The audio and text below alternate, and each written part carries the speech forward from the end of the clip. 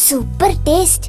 എന്റെ mummy KPL ശുദ്ധിയാ ഉപയോഗിക്കുന്നത്. KPL ശുദ്ധിയിൽ എന്താണുള്ളത്? KPL ശുദ്ധിയിലുണ്ട് എന്റെ പപ്പയുടെ ഹെൽത്ത്, മുത്തശ്ശന്റെ മുത്തശ്ശിയുടെ ഫേവറേറ്റ് ടേസ്റ്റ്, മമ്മിയുടെ സ്റ്റൈൽ ആൻഡ് ഗ്ലാമർ, പിന്നെ പേര് പോലെ തന്നെ ശുദ്ധവും.